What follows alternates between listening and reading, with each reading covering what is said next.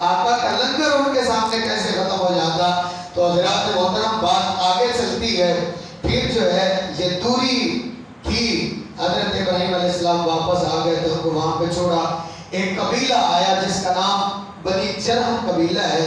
وہ یمن اور شام والی سائڈ سے آیا ہوا.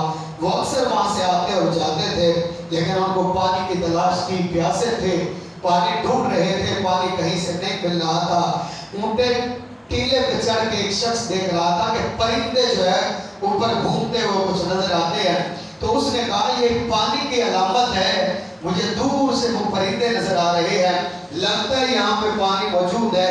لیکن پہلے ہم اسی راستے سے آئے گئے، کبھی پانی ہوتا نہیں تھا، لیکن اب موجود ہے. تو انہوں نے ایک شخص کو بھیجا کہ تحقیق کے لیے جاؤ، دیکھو جا کے وہاں پہ جو ہے شاید پانی موجود ہو، کوئی کنواں یا چشمہ وہاں پہ نکل آیا ہو. وہ شخص جب آیا تو کیا دیکھتا ہے، ایک عورت ہے، اس کے ساتھ ایک چھوٹا سا شیرخوار بچہ ہے. پانی کا چشمہ موجود ہے، ٹھنڈا ٹھنڈا پانی ہے.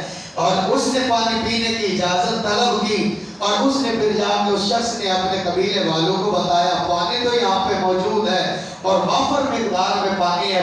وہ سارے قبیلے والے آئے، حضرت حاجرہ رضی اللہ تعالیٰ عنہ سے اجازت طلب کی کہ ہم یہاں پہ رہنا چاہتے ہیں، تو یہاں پانی بھی ہے، ہمارے پینے کے لیے بھی وافر ہے، ہماری سواریاں جو ہے وہ بھی پانی پی رہی ہے، تو لہذا ہمیں رہنے کی اجازت دی جائے. تو حضرت حاجرہ نے شرطیں رکھی، کہا یہاں پہ رہنے کے لیے کچھ شرائط ہوگی، وہ آپ کو ماننا پڑے گی.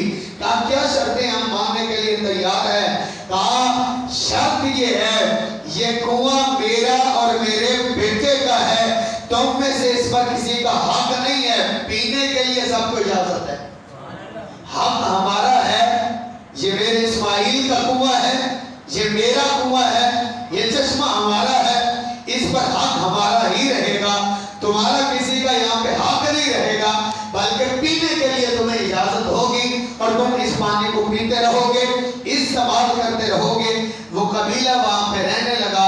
انہوں نے پیچھے سے بھی اپنے لوگوں کو بلا لیا، اپنے جان پہچان والے لوگ بھی وہاں پہ آ گئے. تو بہت بڑی بستی جو ہے وہاں پہ قائم ہو گئی. لیکن اس وقت وہ چھوٹی سی بستی اور قبیلہ وہاں پہ آباد ہوا تھا، لیکن آج دیکھ لیں پورا مکہ معظمہ شہر بن چکا ہے.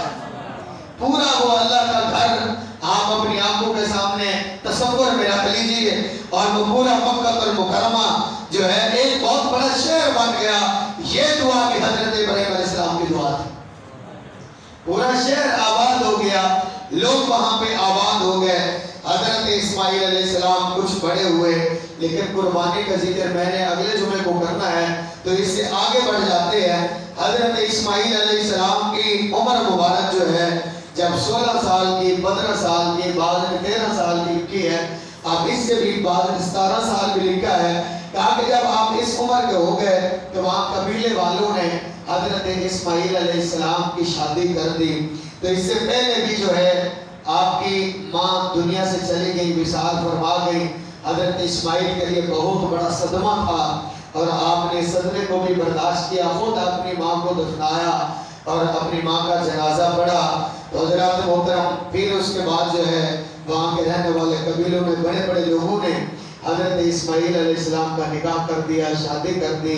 پہلی بیوی وہ گھر میں رہ رہی تھی، گزر اور بسر ہو رہا تھا.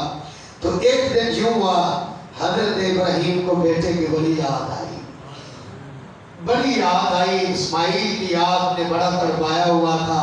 تو حضرت ابراہیم علیہ السلام حضرت سارہ سے اجازت طلب کر رہے تھے کہ مجھے اجازت دے دو، میں جاؤں اپنے بیٹے کو ملاؤں. کافی عرصہ ہو گیا، اب تو میرا اسماعیل بڑا ہو گیا تو لیکن اب میں ملنا چاہتا ہوں. کہا تمہیں جانے کی اجازت ہے، لیکن سواری سے نیچے نہیں اترنا، بس دیکھ کے واپس آ جانا.